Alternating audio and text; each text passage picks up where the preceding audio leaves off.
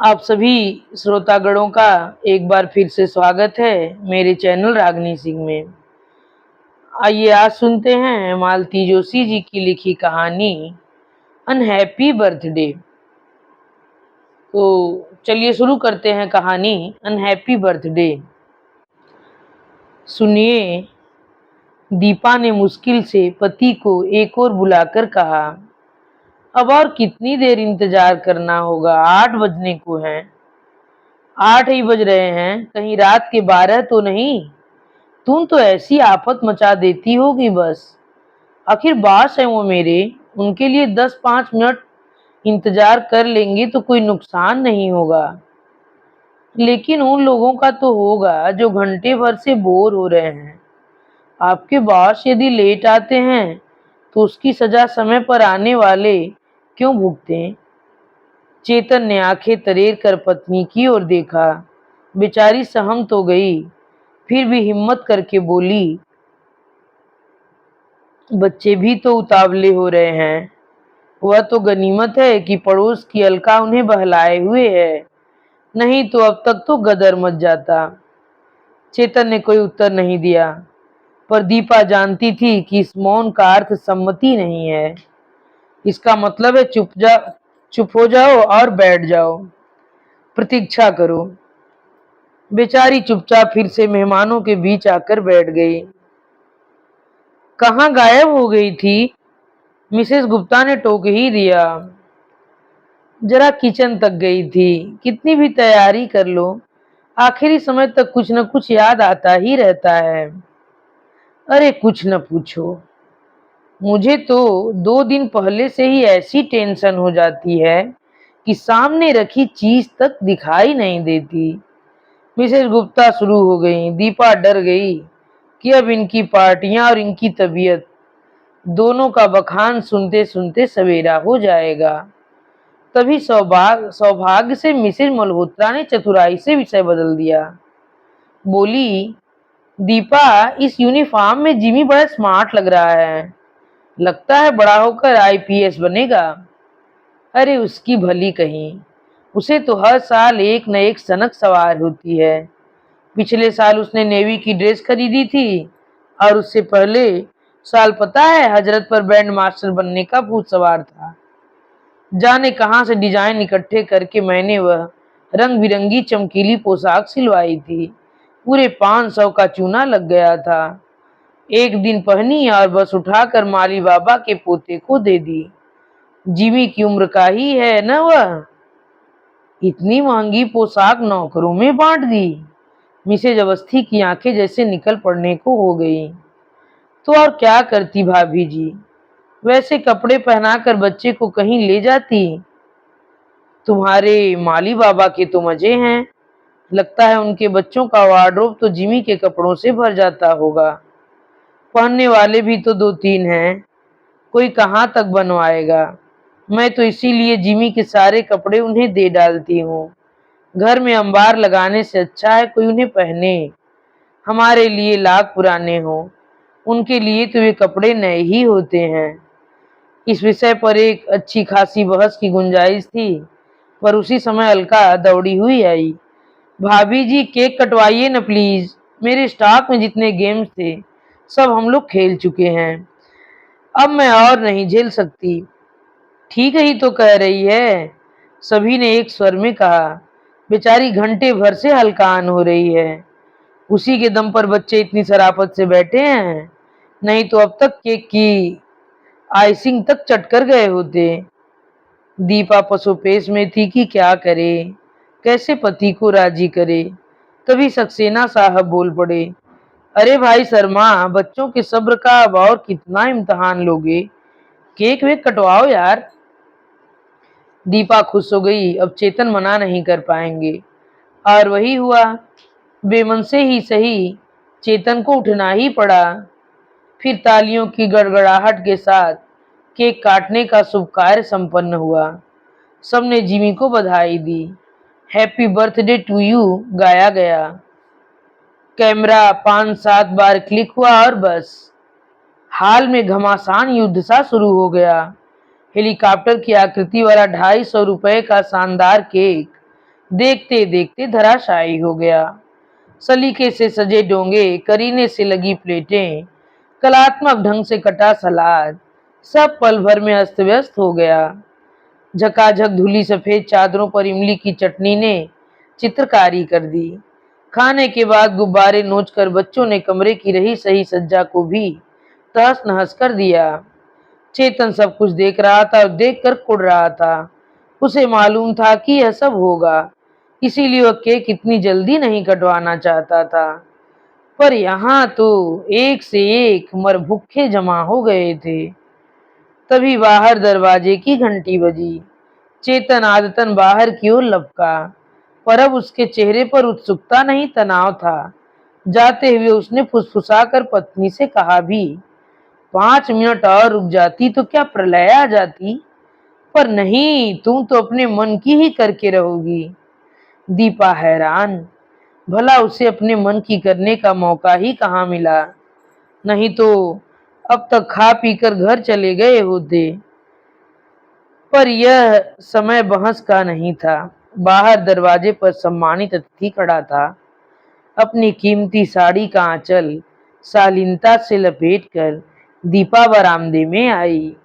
उसने सोचा था कि पतिदेव विनम्र मुस्कान बिखेरते हुए स्वागत में दोहरे हो रहे होंगे, पर वे तो माथे पर 100 बल लिए हुए किसी से कुछ कह रहे थे। आगे बढ़कर देखा, माली बाबा के तीनों पोते थे। जिमी के कपड़ों में ही सज धज कर आए थे। बबलू ने तो वही बैंड मास्टर वाली पोशाक पहनी हुई थी जो खासम खास मौके पर पहनता था। उसके हाथ में प्यारा सा गुलदस्ता था। इससे पहले कि दीपा कुछ कह पाती, चेतन ने कड़क आवाज दी, जिमी यहाँ आओ। जिमी सहमा सा बाहर आया। तुमने इन लोगों को बुलाया था? पिता का सामना करने का हौसला उसमें न था। उसने माँ से रुआसी आवाज में कहा, मम्मी, आप ही ने तो कहा था कि अपने सब दोस्तों को बुला लेना। चेतन ने माँ बेटे को खा जाने वाली नजरों से देखा और पैर पटकते भीतर चले गए। क्षण भर को सभी सन्न रह गए। फिर दीपा ने अपने आप को संभाला। गुलदस्ता हाथ में लेकर बोली, हाय कितना प्यारा गुलदस्ता है, तुमने तो खुद बनाया है। वाह जिमी बेटे, बबलू को थैंक यू बोलो और यह बुके सेंटर टेबल पर सजा दो। राजू, बबलू, बंटी, तुम लोग थोड़ी देर बाद आना, अभी तो साहब जी के दोस्त बैठे हैं ना, जिमी खुद तुम्हें बुलाने जाएगा। बेचारे बच्चे अपना सा मुंह लेकर लौट गए। कितनी उमंग से आए थे। उनकी दादी ने उन्हें कितने जतन से संवार कर भेजा था। दीपा का मन कैसा हो आया। उसे चेतन पर नहीं, अपने आप पर गुस्सा आने लगा। यह घर उसका भी तो है, पर वह इतनी डरती क्यों है? वह तो बच्चों में भेदभाव नहीं बरतती, फिर उन्हें वापस क्यों भेज दिया? कहीं ऐसा तो नहीं कि उसके अपने मन में भी एक चोर बैठा था। अब यहीं खड़ी रहोगी या भीतर भी चलोगी? चेतन ने आकर घुड़क न दिया होता तो शायद वह सारी शाम वही दरवाजे पर ही खड़ी रह जाती। बास आए तो, पर 9 बजे के बाद। और एक तरह से अच्छा ही हुआ। कमरे की शक्ल सुधारने की थोड़ी मोहलत मिल गई। शायद सबके बीच में उनकी ओर ठीक से ध्यान भी नहीं दे पाते।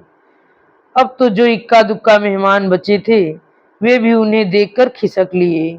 चेतन ने राहत की सांस ली। उनके चेहरे का तनाव भी अब काफी कम हो गया था।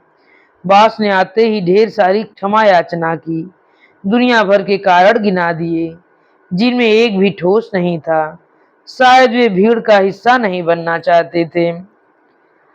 बत्रा साहब पहली बार घर पधारे थे। उनकी पत्नी से दीपा की पहली मुलाकात थी, पर थोड़ी सी औपचारिकताओं के बाद ही दोनों खुलकर बातें करने लगी।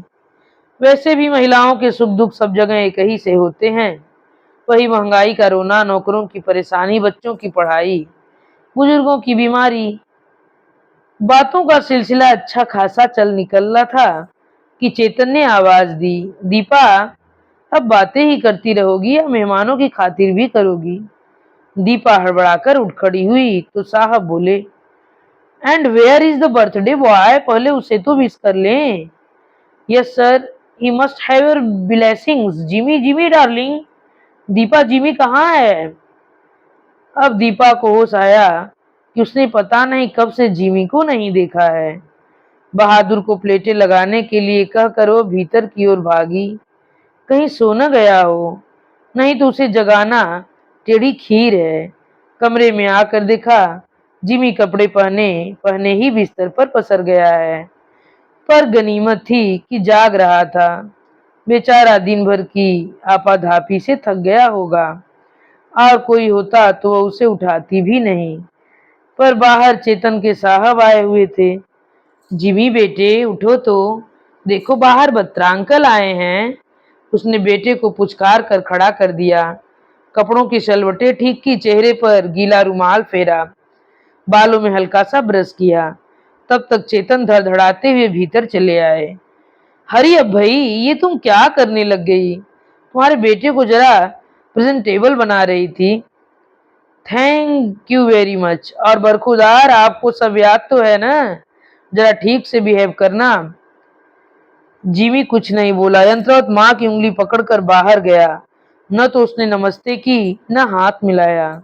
अपना नाम तक वह बता नहीं पाया। और जब मिसेज बत्रा ने उसे बड़ा सा पैकेट थमाया तो उसने थैंक यू तक नहीं कहा। पल भर को एक असहज सन्नाटा सा छाया रहा। फिर दीपा ने क्षमा याचना के स्वर में कहा, दरअसल मैं उसे सोते से जगाकर लाई थी। नेचुरली 10 बज रहे हैं, बच्चा सोएगा नहीं क्या? मिसेज बत्रा ने मिश्री सी घोलते हुए कहा। पर दीपा आश्वस्त नहीं हुई। उसे उन लोगों की चिंता भी नहीं थी। उसे तो चेतन की नाराजगी का डर खाए जा रहा था। उन लोगों को जैसे तैसे विदा करने के बाद वह भीतर आई। देखा जिमी अब भी उसी तरह सुस्त लेटा हुआ है। उसका मन ममता से भर आया। पता नहीं इसने ठीक से कुछ खाया भी या नहीं। हम लोग बच्चे के नाम पर इतना जश्न करते हैं, पर वही सबसे ज्यादा नेग्लेक्ट होता है। कुछ खाओगे बेटा? जिमी ने कोई जवाब नहीं दिया। तुम कपड़े बदल लो, फिर हम प्रेजेंट्स खोलेंगे। मैं बोलती जाऊंगी, तुम लिखते जाना। पर इस आकर्षक प्रस्ताव पर भी जब जिमी मौन रहा, तब उसका माथा ठनका।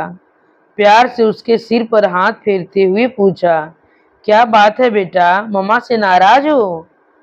तभी चेतन आधी की तरह कमरे में दाखिल हुए। कसैले स्वर में बोले, वाह क्या लाड़ हो रहे हैं। तुम्हारे इसी लाड़ प्यार ने तो बर्बाद करके रख दिया है। ओफो, अब आज के दिन तो उसे बख्शो। आज के दिन ही तो 4 भले आदमी घर में आते हैं, सारी इज्जत का कचरा करके रख दिया। क्या फायदा है इतने महंगे स्कूल में भेजने का? ढंग के 2 बोल भी इनके मुंह से नहीं फूटे। और स्कूल भी बेचारा क्या कर लेगा? घर में भी तो ढंग का वातावरण हो। इससे तो अच्छा था मैं उन लोगों को आमंत्रित ही नहीं करता। कम से कम उनकी इंसल्ट तो ना होती। पति की धुआंधार बमबारी से दीपा के आंसू निकल आए। माँ का रुआसा चेहरा देखकर जिमी को ताव आ गया। बोला, पापा आपने भी तो मेरे दोस्तों की इंसल्ट की है। मैं भी उन्हें आमंत्रित करके आया था। बदतमीज। जिमी की बात पूरी होने से पहले ही एक झन्नाटेदार तमाचा उसके गाल पर पड़ा। बेचारा बच्चा पल भर भौचक रह गया। फिर अनायास उसके होठ पर वह वाक्य आ गया जिसकी रिहर्सल बत्रा अंकल के लिए बीसियों बार की जा चुकी थी। कांपती आवाज में बोला, थैंक यू पापा, thank you for the beautiful gift. और यहीं पर यह कहानी समाप्त होती है।